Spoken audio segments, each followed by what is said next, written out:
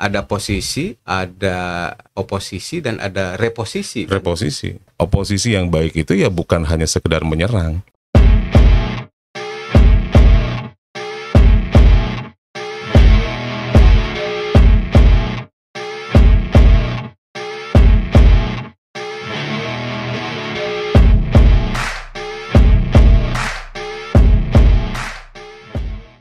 Salam hangat Rahayu Bagja Waluya. Selamat berjumpa kembali teman-teman. Kali ini saya kehadiran seorang tokoh muda Tasikmalaya nih, yang aktif di berbagai sektor nih, sosial, politik, menggeluti dengan cukup intens begitu. Tetapi tampaknya sampai sejauh ini santai-santai saja begitu. Padahal kalau kita lihat sekarang politik itu kan ya disebut-sebut orang sebagai biangnya pertengkaran gitu, konflik gitu ya. Tetapi tampaknya everything is okay itu.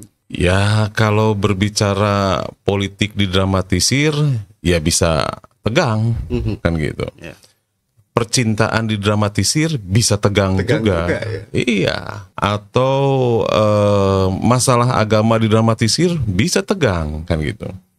Jadi kalau saya secara pribadi sih Kang Dudi, menyikapi semua persoalan itu dengan santai, mengalir, selama itu memang tidak dalam benak saya ya, artinya berpikir bahwa apa yang saya lakukan, apa yang saya bicarakan, ini tidak menimbulkan satu hal yang akan membuat yang tadi kita sampaikan konflik. Saya pikir semua bidang juga kita harus perlakukan dengan santai ya, jangan sampai ada beban psikologis lah ketika berbicara politik kan gitu. Makanya saya selalu bilang ke teman-teman, politik ini santai ya, politik ini tidak perlu dibawa dengan emosional kan begitu. Politik ini harus kita bawa dengan penuh menjalani dengan keikhlasan dan gembira lah. Kita bawa gembira saja gitu loh. Jadi jangan sampai alergi lah. Ya. Karena kalau segala sesuatu yang tadi saya bilang, percintaan pun kalau didramatisir akan menyeramkan. Karena terlalu cinta buta juga bisa bahaya. Bisa bahaya, apalagi politik buta kan. Ya, sama kan. Itu Love is blind. Nah, love is blind di situ kan cilakanya itu kan gitu. Kalau politik buta, cinta buta aja kan bisa membuat orang tersandung-sandung kan. Malah bunuh diri. Nah, itu dia. Tampaknya memang kemarin juga kita sudah sempat terjebak di politik buta gitu, cinta buta kayak begitu ya. Sampai ada istilah kampret, kadrun dan lain-lain. Nah, itu. Gitu. Nah, ini menarik ya. Jadi ya saya bukan kampanye, tapi ini saya harus teman-teman tahu juga, karena saya juga bawanya santai ya. Posisi saya sampai detik ini saya masih tetap di barisan Prabowo ya, pendukung Prabowo nih Kang Dudi. Dan ini tidak saya bawa ke ranah yang saya menganggap orang yang punya pilihan yang berbeda itu adalah kelompok atau komunitas yang perlu saya jauhi, perlu saya musuhi lebih jauhnya. Tidak seperti itu kan gitu. Malah ya saya santai saja ketika Pak Prabowo tempo hari 2019 selesai pemilu presiden itu dan Jokowi terpilih dan meminta Pak Prabowo untuk masuk dalam jajaran pembantunya di dalam kabinet dan beliau menerima, saya menyikapinya santai. Tidak emosional gitu loh. Karena orang tidak akan berpikir rasional ketika memang dilatar belakangi dengan emosional. Nah, makanya saya mencoba menyelami dan pada akhirnya saya tetap hari ini menjelang 2024 saya tetap di barisan Prabowo karena saya paham. Dan saya paham ini karena proses yaitu tadi menyikapinya secara santai. Santai dan benang merahnya kemana ini ketika Pak Prabowo ini. Dan itu asik gitu kan. Asik sebenarnya dan ya maksud saya tidak perlulah sampai harus terjadi lagi seperti 2019 ya. Ada kampret, ada cebong, kadrun dan saya tidak pernah menyampaikan hal itu dalam, mohon maaf, saya beberapa akun medsos saya tidak pernah menyampaikan kalimat kadrun, kampret itu nggak pernah. Karena di mata saya nggak ada. hal itu nggak ada. Sama. Dan itu memang munculnya juga di sana di media sosial. Ya, betul. Dan awalnya mereka tidak sadar dengan istilah itu, jadi pengkotak-kotakan itu terjadi kan begitu. Sehingga iklim atau demokrasi kita ini juga pada akhirnya terganggu. Tapi pada saat kita mencoba masuk ke wilayah politik ini dengan santai, riang gembira ketika ya salah satu contohnya adalah Pak Prabowo masuk dalam jajaran kabinet. Padahal itu adalah presiden yang notabene lawannya, kan begitu.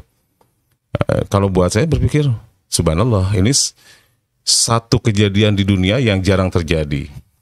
Kalau tidak salah, mohon koreksi, di Amerika itu hanya terjadi pada waktu presiden siapa ya, Abraham Lincoln kalau nggak salah.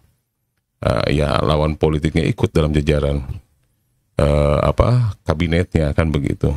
Selebihnya hampir ya selalu ada di di seberang, ya kan, istilah oposisi, kan begitu. Boleh. Nah, ini oposisi dalam politik itu boleh.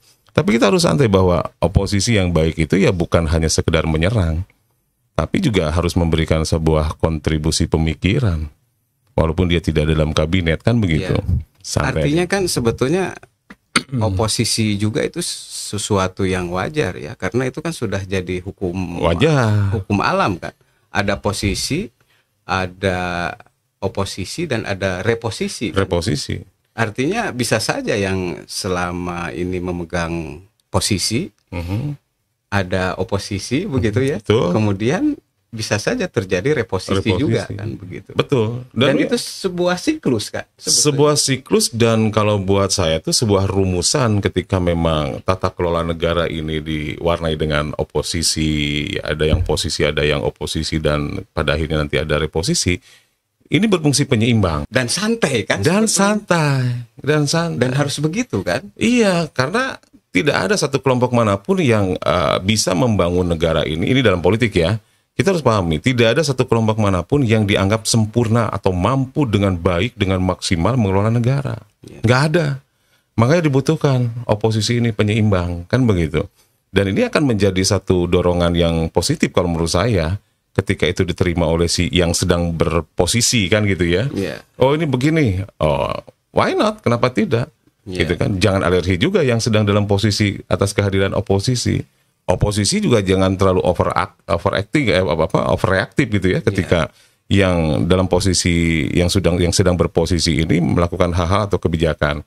Tapi ya harus tidak berhentilah, tidak bosan-bosannya memberikan masukan, mengkritik apa dan sebagainya. Dan di sana terjadi ruang kompromi kan? Ruang kompromi sebenarnya.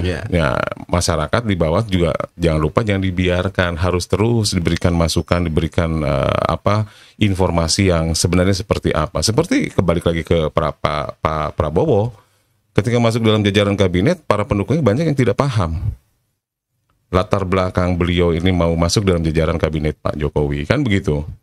Nah, ini harus tersampaikan pesan-pesan kemudian agar tidak terjadi berlarut-larut gitu. Sepertinya malah saya juga ngeri keasikan yang tidak terkontrol itu.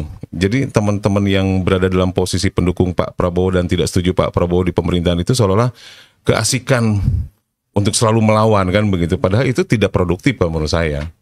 Karena suka tidak suka dalam sebuah tata kelola negara, orang yang berada di luar itu pengaruhnya itu hanya sebatas bisa mempengaruhi saja. Kalau kemarin kan bukan mempengaruhi, tapi lebih ke arah memvonis, menjad, ya kan, belum apa-apa sudah menjad. Keluar informasi di medsos, entah itu medsos Facebook, entah itu TikTok, entah itu apa, masyarakat sudah kadung paham, kadung memvonis kan dengan informasi seperti itu. Ini kan bahaya. Nah, makanya harus ada pola untuk menyampaikan pesan bahwa kami melakukan seperti ini ada tujuannya seperti ini, kan gitu. Ya, edukasi politik penting. Edukasi politik, dan ini akan sampai ketika pengemasan pemahaman politik ini sendiri dikemas dengan santai. Masyarakat tidak alergi, dan ya saya sih berharap masyarakat tidak perlu lagi alergi gitu loh. Saya jadi ingat waktu saya sekolah dulu itu waktu pemilihan ketua OSIS dan sebelumnya itu kan ada LDK tuh, latihan dasar kepemimpinan. Nah, di sana itu ada salah satu materi debating tuh. Nah, kita disuruh memilih salah satu, pokoknya ada sebuah isu saja ditawarkan oleh kakak pembina kita waktu itu. Ada yang pro, ada yang kontra. Nah, yang pro silakan mempertahankan argumennya gitu agar meyakinkan gitu ya. Betul. Kemudian yang kontra juga sama. Betul. Nah, itu sebuah game tuh di LDK dulu, latihan dasar kepemimpinan yang saya rekam tuh. Betul. Dan sebetulnya memang waktu debating itu berlangsung ya keras kita gitu. Saling mempertahankan argumen kan. Tapi ketika itu selesai ya semua kembali gitu kan. Ya cair, kembali cair, betul. Gitu kan. Dan berargumentasi atas objek atau pemahaman yang berbeda ini sebenarnya memperkaya kemampuan masing-masing juga kan gitu ya. Jadi bukan berarti si Anu lebih benar, si Anu salah kan gitu. Bukan seperti itu. Tapi secara fair kita dudukan bahwa debating ini adalah untuk menuju satu proses penerimaan secara berlaku umum gitu kan. Ya misalkan Kang Dudi pendapatnya A, menjabarkan dasar A itu seperti apa, saya B, dasar B itu seperti apa. Nah, ketika ini disodorkan ke publik secara umum misalkan lebih banyak katakanlah memihak kepada Kang Dudi, ya saya harus terima. Itu adalah hal yang berlaku umum yang seperti itu. Dan itu tergantung bagaimana kita meyakinkan kan. Betul, betul. Jadi balik lagi, pokoknya politik mah asik aja lah, kan gitu ya. Ulah dibikin serem lah gitu ya.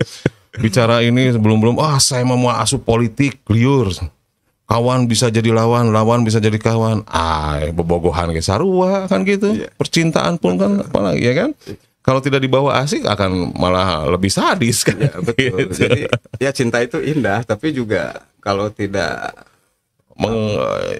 kalau kita tidak bisa santai seperti itu bisa jadi bisa jadi tragedi. Bisa jadi tragedi, petaka. Jadi pokoknya politik itu santai, dan ya ketika kita punya pilihan ya kita tidak perlu merasa apa yang kita pilih ini adalah yang terbaik di luar yang tidak kita pilih, tidak seperti itu. Ini kan masuk ke wilayah pemahaman masing-masing. Betul. Saya saat ini masih berada di barisan pendukung Pak Prabowo karena saya memahami Pak Prabowo, kan gitu. Orang lain mengatakan apa, mangga silahkan, kan gitu. Dan saya menghormati ada pilihan, misalkan ke Pak Anies, ke Pak Ganjar, kan gitu ya. Mereka punya pemahaman yang berbeda-beda. Artinya mereka lebih ingin memahami mendalam tentang Pak Anies, otomatis dia lebih paham tentang Pak Anies. Nah, saya lebih ingin memahami Pak Prabowo dan saya lebih paham tentang Pak Prabowo, dan jangan salahkan ketika saya berada di barisan pendukung Pak Prabowo. Nah, ini barangkali tidak perlu sampai harus contohlah dengan teman sendiri sampai karena beda pilihan calon presiden pada akhirnya silaturahmi terganggu, kan nggak lucu gitu loh Kang Dudi. Sayang ya kalau begitu. Nah, tapi di Tasik nih, di Lemah Cai kita nih di Lembur Urang begitu. Tampaknya sudah teruji pilkada, beberapa kali pilkada itu juga lumayan kan, sebetulnya kencang tuh, kompetisinya kencang tuh.